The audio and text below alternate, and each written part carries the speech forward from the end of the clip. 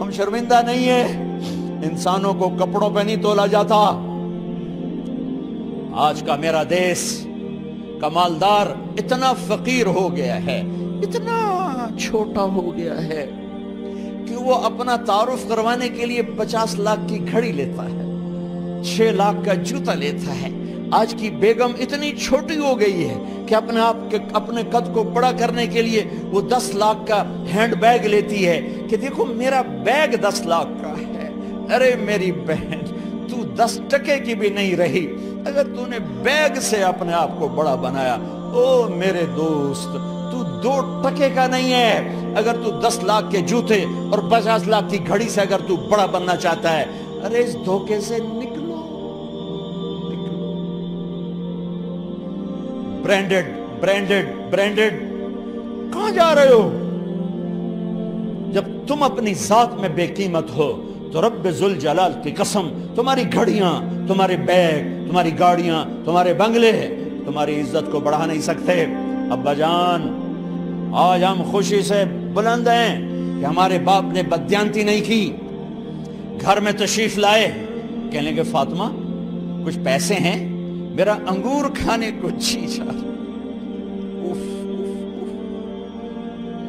بس فاطمہ رونے لگی۔ فرمایا امیر المومنین، خزانہ تو بھرا پڑا ہے، 1 درہم کا بھی تیرا حق نہیں ہے کہ تو 1 درہم لے کے انگور خرید لے۔ تو تڑپ اٹھے، فاطمہ میں جہنم نہیں برداشت کر سکتا۔ او میرے بھائیو، جو دن رات سود میں پھنس چکے ہو، جو دن رات جوے شراب میں پھنس چکے ہو، کیسے اللہ کے سامنے سرخرو ہو کر کھڑے ہو گئے؟ ایک رات گھر میں تشریف لائے، بچیاں، بیٹیاں، منہ پہ ہاتھ، کپڑا رکھا، دوپٹہ رکھا منہ پہ، اور بات کریں۔ آپ نے پوچھا ارے کیا ہوا تمہیں، یہ منہ پہ کپڑا کیوں رکھتے ہو؟ تو خاموش ہو گئی، لیکن گھر کی خادمہ رو پڑی۔ کہا امیر المومنین، آج آپ کی بیٹیوں نے کچا پیاز توڑ کے اس سے روٹی کھائی، سالن کھائی، اور میرے آج کا تاجر کہتا ہے جھوٹ نہ بولوں تو کاروبار کیسے؟ میرا افسر کہتا ہے رشوت نہ لوں تو گزارا کیسے کروں؟ تو عمر بن عبدالعزیز پھس پہ ہچکیوں کے ساتھ روئے کہ میری بچیوں، میں تمہیں بڑے اچھے کھانے کھلا سکتا ہوں پر میں جہنم کی آگ برداشت نہیں کر سکتا۔ بھائیو، اس بندے نے اپنے آپ کو ذبح کر دی، اللہ کو راضی کرنے کے لیے ذبح کر دی، اپنے ذات کو، اپنے جذبات کو، اپنے احساسات کو۔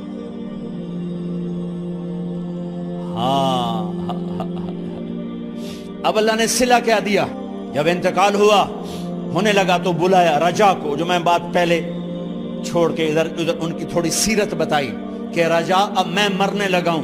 عبد الملک کالا ہو گیا تھا، ولید کالا ہو گیا تھا، سلیمان کالا ہو گیا تھا۔ یہ کیوں کالے ہوئے تھے؟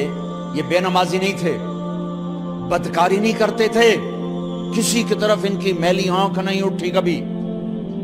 یہ ظالم تھے، ظالم، انسانوں کا خون پیا، مال میں خیانت کی، اس پر اللہ نے چہرے پھیر دیے۔ آج عمر بن عبدالعزیز جا رہا ہے کہ دیکھو میں جا رہا ہوں، مجھے دیکھو میرے ساتھ کیا ہوتا ہے۔ ان کا انتقال ہوا، ان کی میت قبر کے کنارے رکھی گئی اور اب نیچے اتارنا ہے۔ سلیمان کی میت کو اتارنے لگے تو ہلنے لگا اور عذاب قبر پہلے شروع ہو گیا۔ عمر کی میت کو جب قبر کے قریب کیا گیا، ایسے ہوا کا جھونکا آیا، ایک پرچہ ایسے لہراتا ہوا یوں آیا، یوں آیا، یوں آیا اور عمر کے سینے پر گر گیا۔ لوگ کٹھے ہو گئے، پرچے کو کھول کے دیکھا گیا تو اس پہ لکھا تھا بسم اللہ الرحمن الرحیم، براءۃ من اللہ لعمر ابن عبد العزیز من النار۔ یہ پروانہ ہے اللہ کی طرف سے اس کے بندے عمر کے لیے کہ اسے جہنم سے نجات کی خوشخبری سنا دی جائے۔ آہا، مرنا ہو تو یوں مرو، اللہ ایسی موت دے دے.